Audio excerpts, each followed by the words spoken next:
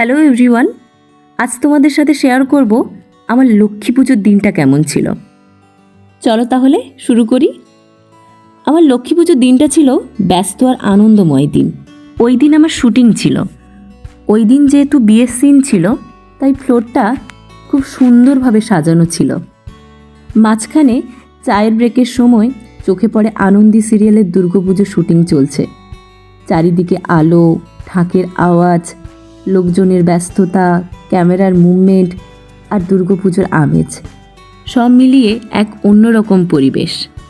ওই দিন ছিল সকলের প্রিয় রাহুল স্যারের জন্মদিন, তাই ফ্লোরে জন্মদিন সেলিব্রেশন হয়েছিল।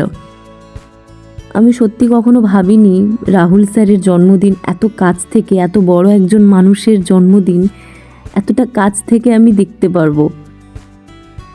প্যাকআপের পর বাড়ি ফিরলাম।